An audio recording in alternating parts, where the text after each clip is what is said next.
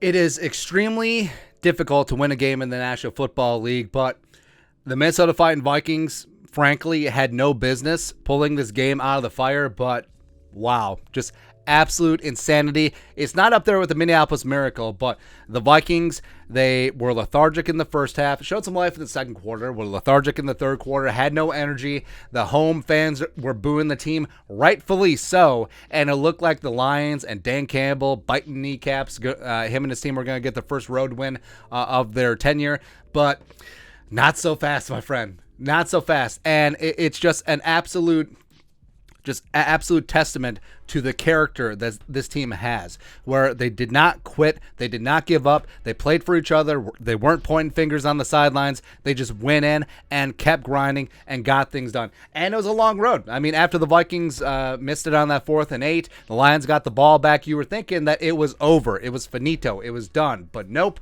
And we've seen in the last couple years where when the Vikings were in a spot like this, where they had an opportunity to quit, where they could ring the bell, they rung out, and they're just done. Done, we quit, on to the next one. But the Vikings, man.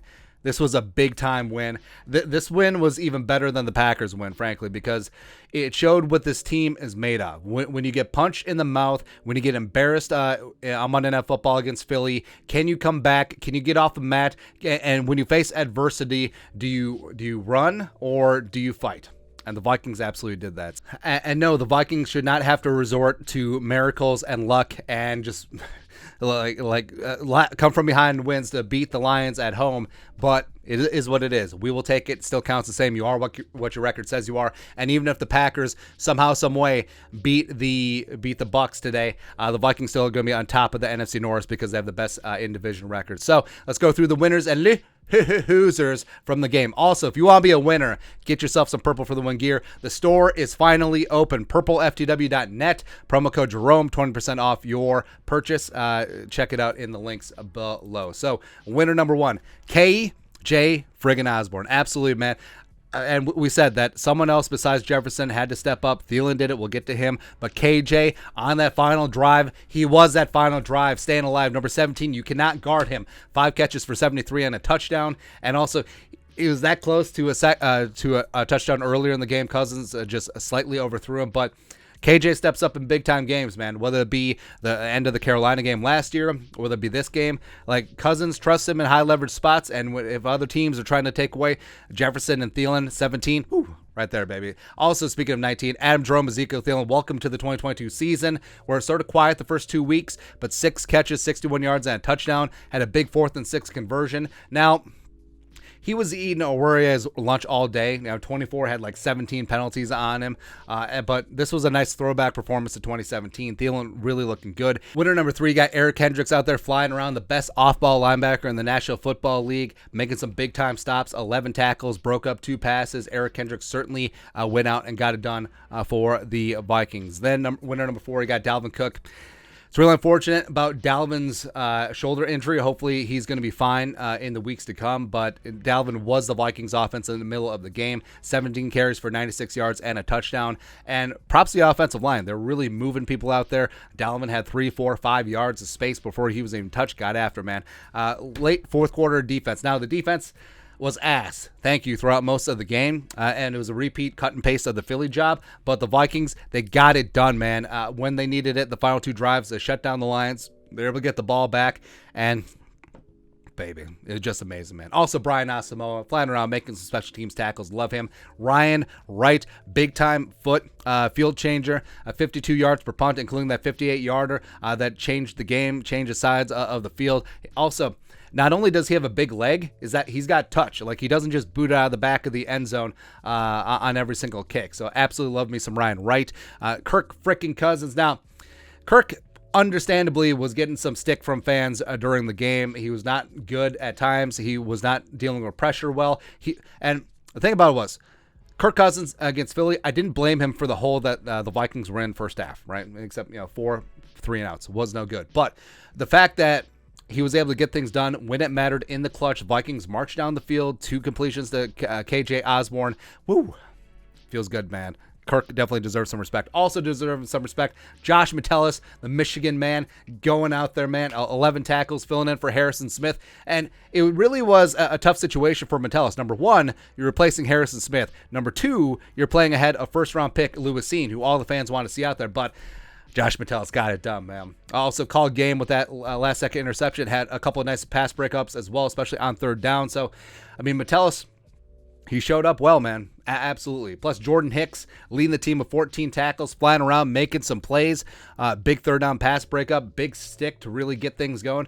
Jordan Hicks, we've been hard on him for his pass coverage, but he had himself a really good game today against the Lions. Number 11, the Vikings run blocking, like we said. The Minnesota Movement Company was living up to the moniker. They got things done, and Dalvin had a ton of space, and the running game, frankly, kept the Vikings in the game throughout as the pass offense was sputtering back and forth. Also, winner Johnny Munt. Just put him out there. Where we didn't see Johnny Munt until the fourth quarter, but had a couple of nice catches, 2 catches for 23 yards. Now, Irv, Ellefson, and Munt each only had 2 catches. Irv obviously had 6 targets. The other ones only had 2, but I have no idea who tight end 1 is. And frankly, if all 3 of them are tight end 1 A, B, C, don't really care at that spot. Losers at Dontel, where second game in a row, the defense was...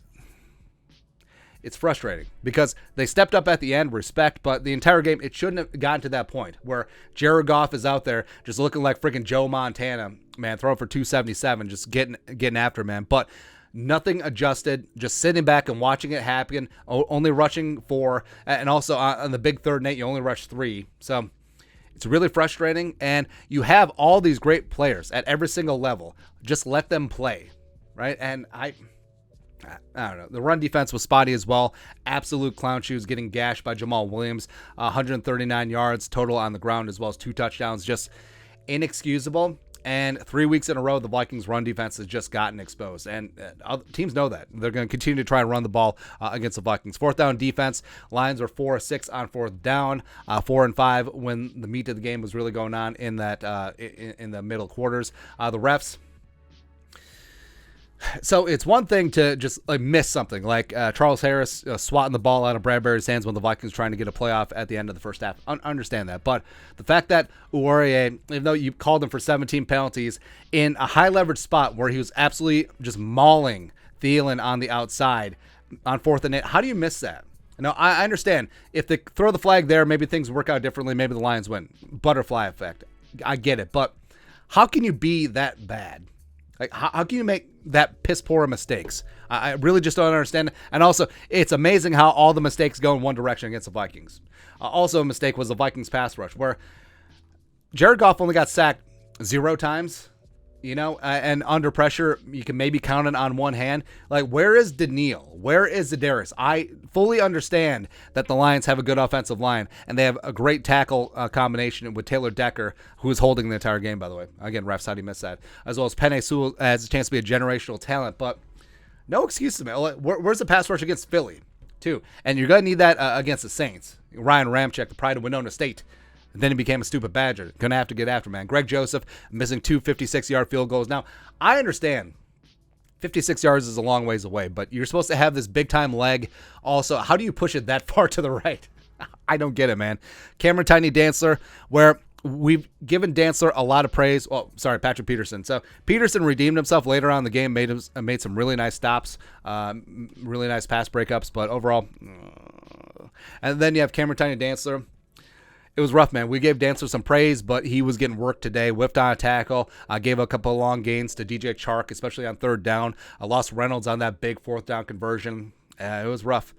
Then we have to call out Justin Jefferson. I mean, Jefferson, if he's going to be the best wide receiver in the National Football League, he can't have 3-catch, 14-yard games on 6 targets. He just can't. Where, hey, I understand Philly, Darius Slay. I get it, but Jeff Okudah is solid. He ain't a Darius Slay. He just is not. But the Lions shot him down.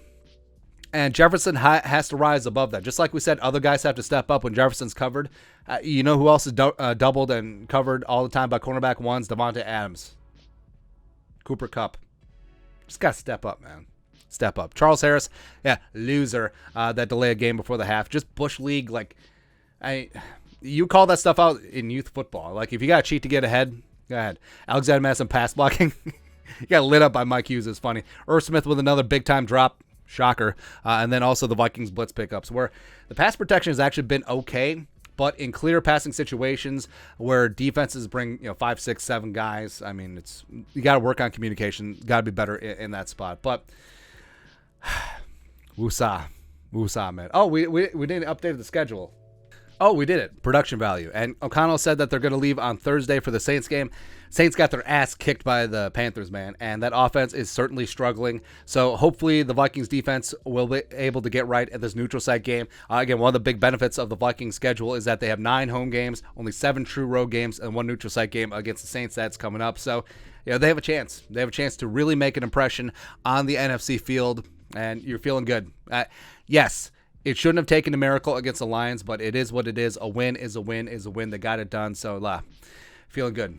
Feeling good, man. But that's it. What are your thoughts on our winners and losers for your NFC North Division leading Minnesota Vikings? Let us know your thoughts and our thoughts in the comment section below. Subscribe for daily Vikings takes. Want to support the work? Put a little something in the Venmo. But till next time, Skol, production value.